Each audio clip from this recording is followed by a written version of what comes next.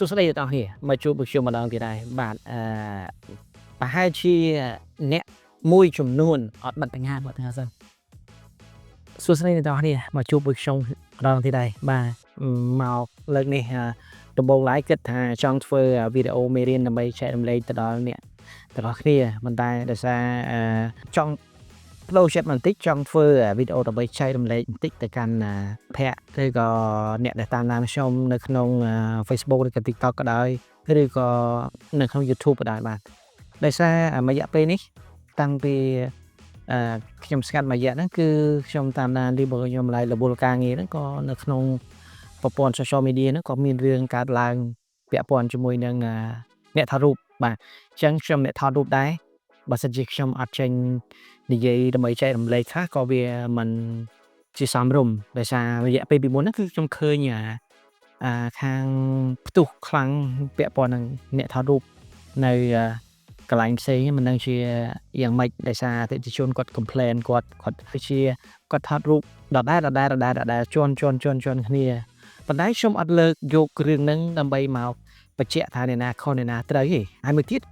ម្លងពេលថ្មីនេះគឺអ្នកថតរូបបងប្អូនអ្នកថតរូបគាត់ថតរូបហើយគាត់ឆាបចូលទៅក្នុងគាត់ធ្វើវីដេអូបង្ហាញ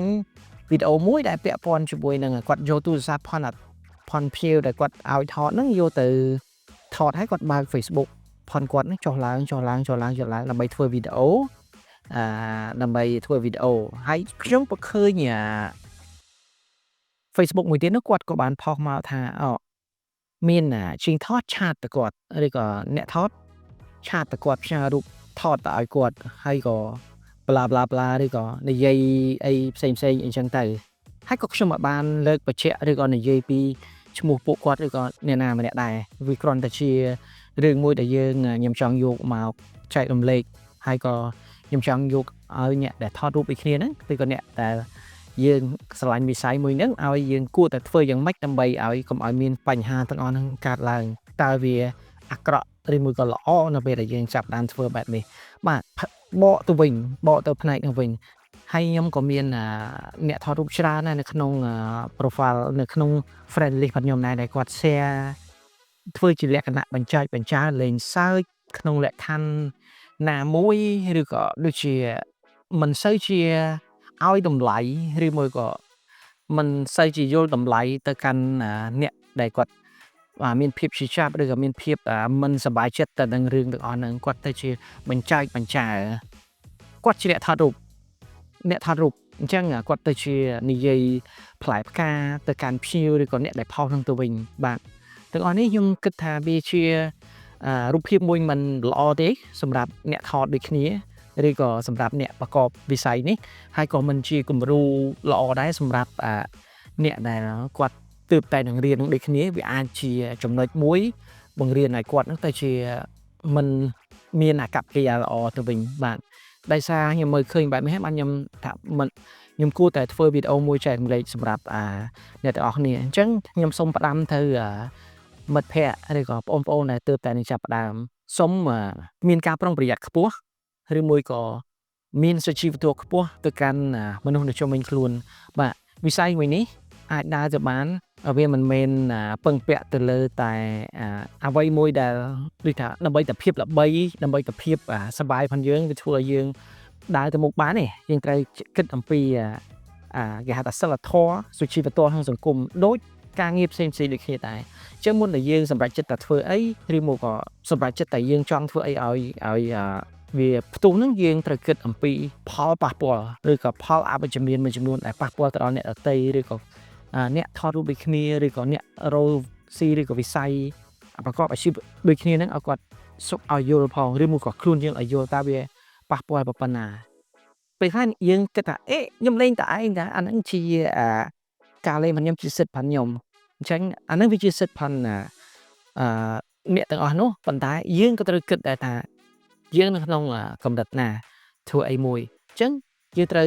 ស្វែងយល់ឲ្យបានច្បាស់លាស់ថាយើងគួរតែធ្វើវាតែឬក៏អត់អញ្ចឹងសម្រាប់ខ្ញុំជាអ្នកថតខ្ញុំដើរក្នុងវិស័យនឹងយូរដែរខ្ញុំត្រូវតែនិយាយខ្លះដើម្បីឬមួយក៏ណែនាំខ្លះឬក៏ផ្ដល់ជាយោបល់ខ្លះដើម្បីឲ្យវាដើរទៅឬក៏អាជីពនឹងដើរទៅឲ្យមានតម្លៃ ចឹងយើងត្រូវចាំថានៅពេលដែលយើងចាប់ផ្ដើមធ្វើបែបនេះបង្ហាញបែបនេះឬមកក៏យើងកំពុងតែជាអ្នករស់ស៊ីឬមកក៏យើងទៅសរសេរ status មួយឬក៏ផុស share ផុសប៉ុនគាត់ឲ្យសរសេរឌៀមតាមអញ្ចឹងចុះបើសិនជាព្យាអតិថិជនប៉ុនយើងគាត់ឃើញឬក៏គាត់ចង់យកយើងធ្វើការហើយនៅពេលដែលយើងសរសេរនិយាយបែបនេះអូអ្នកឯងយើងមកពីបងអូនយកថោកយកអីបែបនេះអញ្ចឹងទៅព្យារបស់យើងគេគិតយ៉ាងម៉េចគាត់នឹងវាតម្លៃហើយថាអត់មានសុជីវធម៌អត់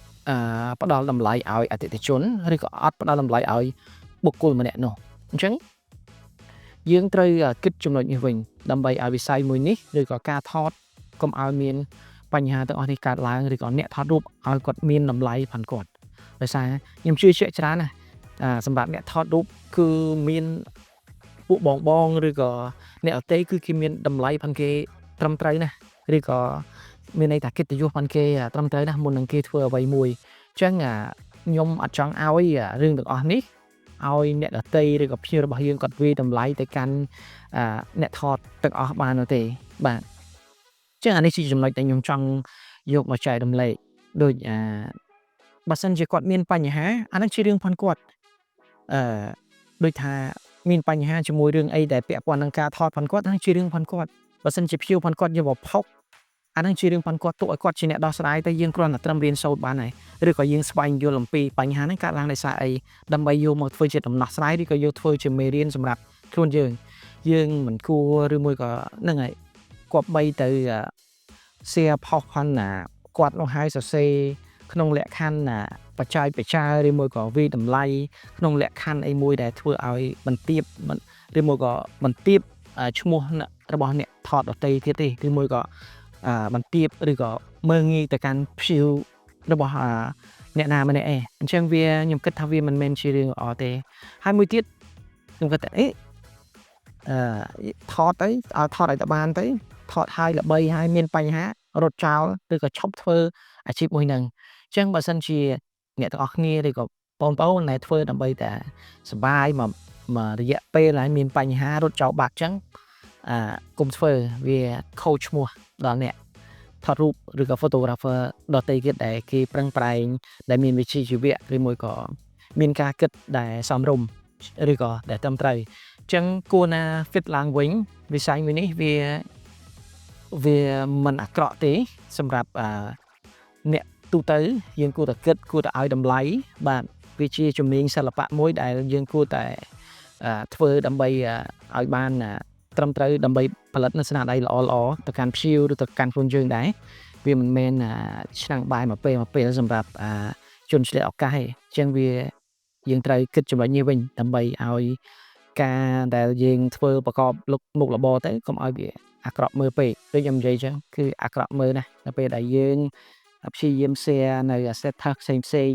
លក់លើយទៅកាន់ភ្ញៀវលក់លើយទៅកាន់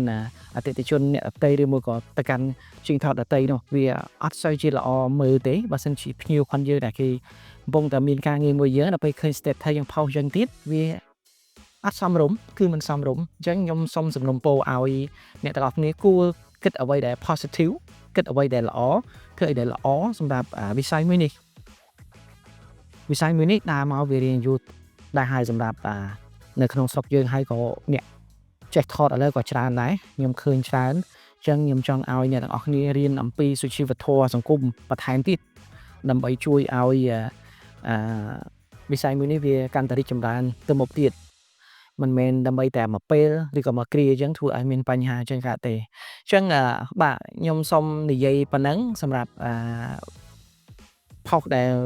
កើតឡើងរយៈពេល1ខែ2ខែនេះគឺខ្ញុំឃើញមកគឺវាអត់សូវសមស្របអត់សូវសមរម្យដូចជាយើងឆាតទៅព្យាហើយយើងនិយាយទៅព្យាចែកចយយើងផ្សាយរូបឲ្យក្នុងលក្ខណៈ lab thai អញ្ចឹងវាអត់សមរម្យទេអ្នកខ្លះគេព្យាខ្លះគាត់គិតតែអត់អីដោយសារវាជារឿងធម្មតាប៉ុន្តែបើព្យាខ្លះគេប្រកាន់យើងគួរតែគុំធ្វើបែបនោះឲ្យសោះបើសិនជាមានរឿងទាំងអស់ហ្នឹងកើតឡើងហើយមួយទៀតយើងធ្វើវីដេអូលេងលក្ខណៈលេងបច្ចា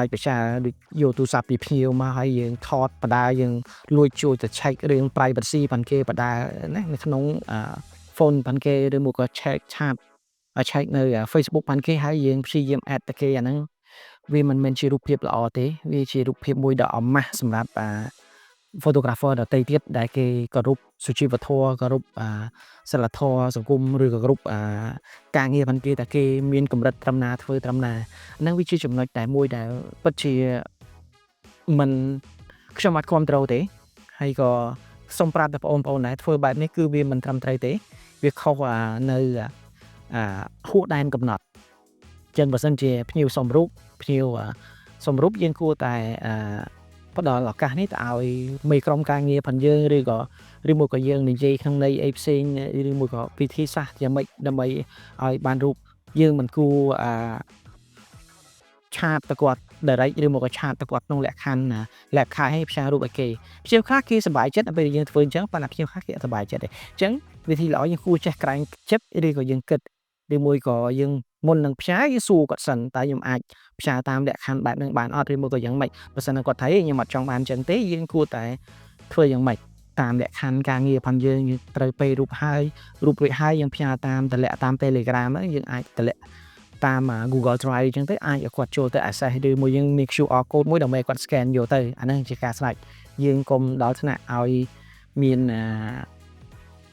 ឆាតទៅវិញទៅមកហើយមានបញ្ហាអញ្ចឹងទៅគាត់ព្យាយាមមកផុសទៅគឺអត់សប្បាយចិត្តអញ្ចឹងអានេះវាជារឿងមួយដែលកើតឡើងមកហើយជាពិសេសគឺមានអ្នកដែល share គាត់បច្ចាយគាត់ជាពិសេសអ្នកថតរូបពីគ្នាហ្នឹងគាត់ share ទៅគាត់និយាយឌីដងផ្លែផ្កាយព្យាទៀតអញ្ចឹងមិនមែនជារឿងល្អទេបាទអញ្ចឹងសង្ឃឹមថាវីដេអូនេះមួយខ្ញុំអាចចែករំលែកទៅកាន់បងប្អូនឬក៏អ្នកដែលទើបចាប់ដើមក្នុងវិស័យនេះដែលចង់ធ្វើការងារនេះឲ្យបានយូរសូមមេត្តាយល់នៅអ្វីថាសិលធម៌សុជីវធម៌អ្វីដែលយើងគួរធ្វើអ្វីដែលយើងគួរធ្វើដើម្បីវាជាកិត្តិយសផងយើងហើយក៏ជាកិត្តិយសទៅដល់អ្នកថតរូបដទៃទៀតដែរបាទអញ្ចឹងអរគុណសង្ឃឹមថាវីដេអូនេះអាចជាចំនួនមួយដល់អ្នកទាំងអស់គ្នាឬក៏ឲ្យអ្នកទាំងអស់គ្នាបានស្វែងយល់នៅអ្វីដែលត្រឹមត្រូវអ្វីដែលមិនត្រឹមត្រូវបើសិនជាអ្នកទាំងអស់គ្នាមានសំណួរឬចម្ងល់ឬក៏មានសំណេរអីអាចសរសេរនៅក្រោមវីដេអូនេះថែមទៀតដើម្បីបញ្ចេញមតិប៉ុន្តែសូមមេត្តាបញ្ចេញមតិដោយមានសិលធម៌ឬមួយក៏ដោយការគោរពគ្នាទៅវិញទៅមកបាទអរគុណជួបគ្នានៅវីដេអូក្រោយជម្រាបលា